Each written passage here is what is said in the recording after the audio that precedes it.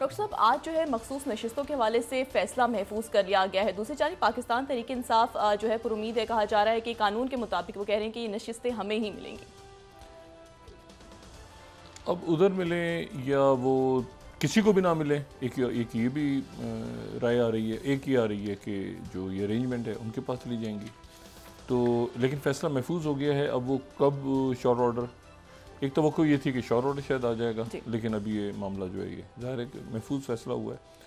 तो ये जब भी आता है तो उसके बाद देखते हैं, उसमें तब ज़रा कर लेंगे उस वक्त। लेकिन आज दो तीन बातें, एक तो ये है कि भाई दहशतगर्दी का वाक़या पेश आया है, उसमें कैप्टन उसामा बिन अरशद शहीद हुए हैं और ये फायरिंग का तबादला हुआ है वज़ीरिस्तान में। तो अल्लाह ताला उनके दर्जात बुलंद फरमाए। तो ये दहशतगर्दी जो है ये तो एक, जो मैं हमेशा कहता हूँ कि कांस्टेंट है, पाकिस्तान में नहीं दुनिया भर के अंदर टेररिज्म के हवाले से। और पाकिस्तान लेकिन चूँकि ख़ास एक सिचुएशन में और एक ख़त्ते के अंदर बहुत बड़ी एक जंग ख़त्म हुई और वहाँ से इनखला हुआ है, तो उसके बाद सूरत हाल जो है वो बिल्कुल आप समझें कि मुकम्मल तौर पे काबू में नहीं आई। उम्मीद करते हैं कि आ जाएगी। दूसरी जो बात है, पाकिस्तान की सियासत जमूद पे खड़ी है इस वक्त, और हर तरफ ये है कि क्या होगा, अब क्या होगा, अब क्या होगा। हुकूमत के लोग भी पूछ रहे हैं, अरेंजमेंट के लोग जो हैं। शहबाज शरीफ साहब फ़ाल हैं, वो अपनी तरफ से ज़ाहिर है उन्होंने आज ऐलान भी किया 200 यूनिट का और सारे मामला। और शायद ये भी बात हो रही है कि पीसी को बुलाया जाएगा मुहर्रम 10 मुहर्रम से पहले या उसके बाद बुलाया जाएगा। लेकिन ये जो 200 यूनिट देखें ना, वो ओवर बिलिंग हो गई है, तो 200 यूनिट 3 महीने तक रहेंगे। और साथ ही जो शहबाज राना साहब की आज खबर है एक्सप्रेस ट्रिब्यून में भी लगी हुई है कि वज़ीर ख़जाना मोहम्मद औरंगज़ेब साहब इस हफ्ते चाइना जाएंगे, जहाँ शहबाज शरीफ साहब की जानिब से वो 15 शहबाज शरीफ साहब की जानिब से चीनी रहनुमाओं से $15 अरब की तवानाई के कर्ज़ों को रीस्ट्रक्चर करने की दरख्वास्त करेंगे। और इसमें जो है वो इसहाक डार साहब भी जा रहे हैं, एहसन इकबाल साहब का भी दौरा तय है, और वज़ीर ख़जाना को एहसन इकबाल साहब के साथ हंगामी तौर पे ख़ुसूसी पैगाम रसां के तौर पे भेजा जा रहा है। तो ये जो है ये रीस्ट्रक्चर IPPs, तो ये अभी तक मामला जो है लगता है कि वो चाइना के साथ तय नहीं हुआ और चाइना के साथ भी नहीं हुआ। और मैं वो बात हमेशा कि शुमाल मशरिक़ और मग़रिब की तरफ से कोई मईशत के हवाले से, इस सरमायाकारी के हवाले से कोई ठोस बात नहीं हुई किसी भी किस्म की। और IMF का जो वफ़द है उसने भी 10 तारीख तक आना था, वो भी शायद अब महीने के आखिर तक आएँ या क्या है वो भी हम नहीं जानते। लेकिन इसमें जो बात है वो ये है कि चाइना, वो 6.5 अरब की शायद बात हो रही है, पहले 8 अरब की बात हो रही थी। तो एक वो कहते हैं लिम्बो में पड़ी हैं चीज़ें कि जमूद का शिकार हैं। और ये जो सारे इश्यूज़ हैं जिसमें सोशल अनरेस्ट, सिक्योरिटी, और इसमें कोई भी एक जमात है ना, कोई भी एक जमात, यानी तहरीक इंसाफ एक वाज़ेह अक्सरियत के साथ हुकूमत बना लेती, मुस्लिम लीग नून बना लेती एक हुकूमत, तो उसमें दमखम होता, फैसला साजी होती। अब आपको मतलब अजीब सा है ना, खुलेंगे नहीं हल्के, उसको यूँ करो ऐसे करो, मतलब बहुत ज़्यादा उसमें जो है ना खप है। तो मतलब पीपल्स पार्टी साथ है, तो वो मतलब है कि अजीब सा एक सिलसिला है। मतलब रिटायर्ड जज होंगे, मौजूदा जज होंगे, ये हो, मतलब वो भाई मुल्क उसमें फंस गया है। मैंने कहा ना ये पूरा सिस्टम सकिन हो गया, ये अरेंजमेंट सकिन हो गया है जो तहरीक इंसाफ मतलब और कुछ करें ना करें, वो कम से कम उसको दलदल के, मतलब आप अंदाज़ा लगाएं ना कि 3 आज खिताबात हुए हैं, हमने 3 शख्सियात के फरमुदात सुने। और अजीब बात है, एक सदर है, एक वज़ीर आज़म और एक खावर मानिका है। अब मैं क्या तबसरा करूँ इस पर? 3 फरमुदात से आज कौम जो है वो मतलब मुस्तफ़ीज़ हुई है ना, सदर, वज़ीर आज़म और खावर मानिका। अब क्या है ये? तो ये जो है मतलब इस पर क्या इस पर बात की जाए, तो अजीब से ही अरेंजमेंट है। तो इसको जरदारी साहब भी, मैं आपको बताऊं, जरदारी साहब भी इसमें मुतमईन नहीं है, नवाज शरीफ साहब भी नहीं है, मतलब बस हैं, चल रहा है बस है। लेकिन वो एक होता है ना, जरदारी साहब ने आज गुफ्तगू फरमाई, प्रोफेसर वारिस मीर साहब हमारे मुल्क के बड़े बड़े दानिश्वरों में से एक। और ज़िया-उल-हक साहब के दौर में बहुत उनकी तहरीरें जो हैं और उनकी किताबें, और हामिद मीर साहब के और आमिर मीर साहब के वालिद, बड़ा ज़बरदस्त नाम। तो उनकी याद में जो उनके एजाज़ में, उनकी याद में जो तकरीब थी, वहाँ पे ज़रदारी साहब ने ख़िताब किया। अब ज़रदारी साहब ने उसमें, एक तो ज़रदारी साहब का एक जुमला बड़ा ज़बरदस्त है। एक तो कहा उन्होंने मैं टीवी नहीं देखता और ये वो तनकीद होती रहती है। एक उनका जुमला जो है ना वो बड़ा इंटरेस्टिंग है। मैं दोस्तों को समझाता हूँ कि ऐसे करो, दोस्तों की समझ में नहीं आता कि ज़रात पे अभी दोस्त कौन है मतलब कौन से दोस्तों को समझाता हूँ। वो फिर थोड़ी देर बाद वो उनको ख्याल होता है कि नहीं भाई ऐसे ये ज़्यादा इस तरफ नहीं जाना है, मतलब ये इस तरफ ही रहना है तो वो भी देखिए ना, उनको ये अजीब सा एक सेटअप है, वो उसका हिस्सा है। वो कह रहे हैं मैं खुश भी नहीं हूँ लेकिन बजट तो IMF में जाना पड़ेगा। ये तो हम भी कहते हैं कि भाई जाना पड़ेगा, IMF के अलावा कुछ आ रहा ही नहीं है। लेकिन असल जो मसला है वो ये कि अल्ले तल्ले कैसे ख़त्म होंगे अशराफिया के। अच्छा, अब शहबाज शरीफ साहब भी अशराफिया को कोस रहे हैं, सब मिलकर अशराफिया को कोस रहे हैं। अशराफिया पता नहीं ये जो ठेला लगा रहे हैं लोग गरीब गुरबा, ये अशराफी हैं। सारे ये मिलके ऊपर जितने लोग बैठे हैं ये सारे मिलके के अशराफिया को कोस रहे हैं। अशराफिया कौन है? अजीब व गरीब, एक मैंने कहा ना जब एक मंजरनामा है, अशराफिया ने करप्शन की है, अशराफिया को ख़त्म करना होगा।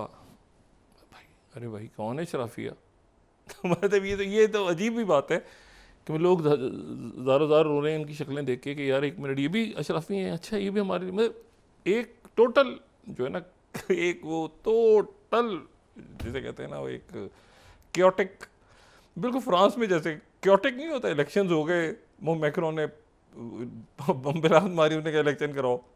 अब वहाँ एक क्योटिक जनाब पार्लियामेंट बनी हुई है, उसमें जो लेफ्ट विंग है वो कह रहे हैं हमें दो, उस मैक्रोन की जो पार्टी वो कह रहे हैं हमें, दरमियान में मतलब देखें ना वो इतिहाद तो ऐसे ही बना था ना लेफ्टिस्ट, वो तो थर्ड पार्टी जो दाएं बाजू का इतिहाद था, दाएं बाजू की जमात थी, उसको हराने के लिए बना था।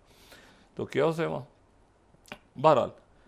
तो ये अब इस पे तो मेरा निकाल के मज़ीद कोई बात कीजिए, अदालत के फैसले का इंतज़ार रहेगा।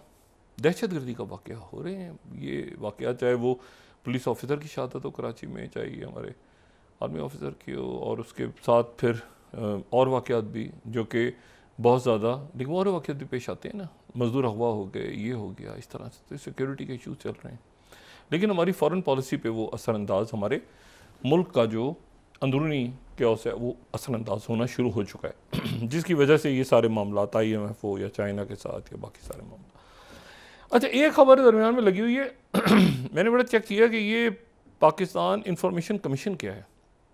एक पाकिस्तान इंफॉर्मेशन कमीशन है, और वो जो है उसके, मैंने उसकी वेबसाइट पे मैं गया तो उस पर मतलब इस एक कमीशन है, एक प्रॉपर उसके कमिश्नर भी हैं, और ये PID नहीं है, ये है पाकिस्तान इंफॉर्मेशन PIC।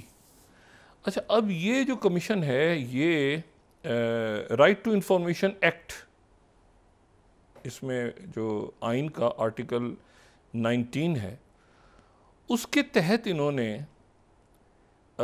ये कहा है कि 10 दिन में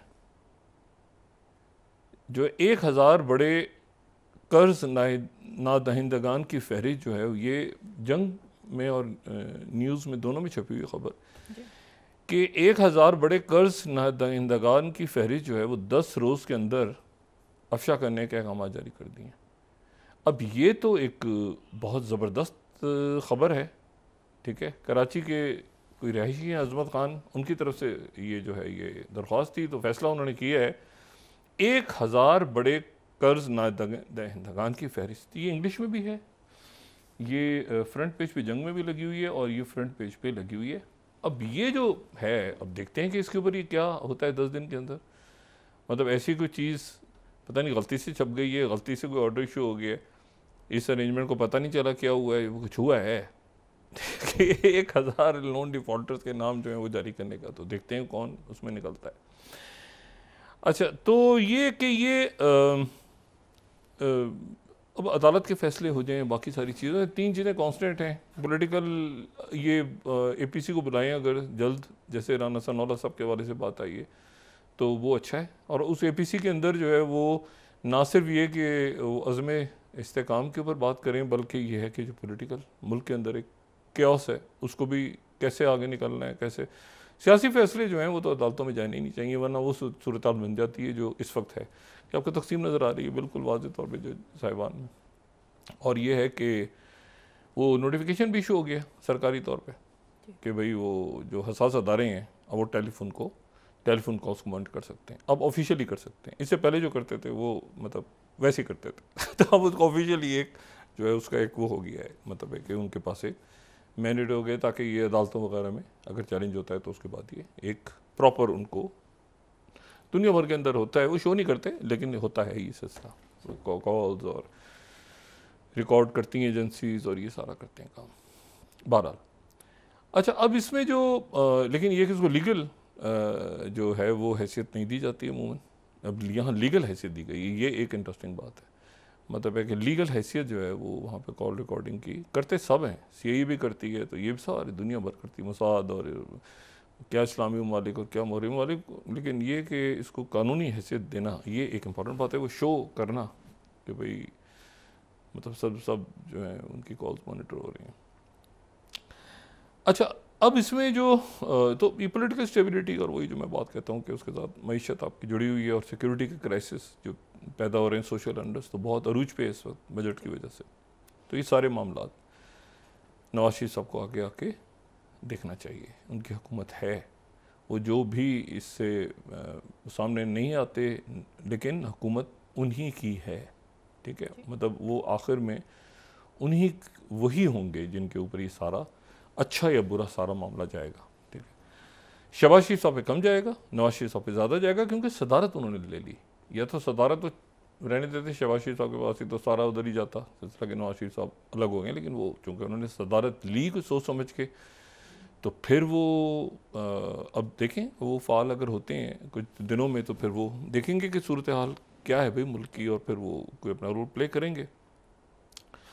अच्छा, इसमें तेज़ी से वाक़यात हो रहे हैं और ऐसा लगता है कि जैसे हम थोड़ा सा इस वक्त, थोड़ा सा नहीं काफ़ी हद तक, क्योंकि हमारा अंदरूनी क्योस इतना ज़्यादा है कि उसमें हम बहुत ज़्यादा उसमें कोई एक्टिव इस वक्त रोल नहीं प्ले कर रहे। अपने अंदरूनी क्योस से हम निकलेंगे तो हम तेज़ी से रोल प्ले करेंगे, और उसके लिए पाकिस्तान ज़ाहिर है कि बहुत इंपॉर्टेंस है, पाकिस्तान को नज़रअंदाज नहीं किया जा सकता, बशर्ते कि हम खुद अपने आप को नज़रअंदाज ना करें।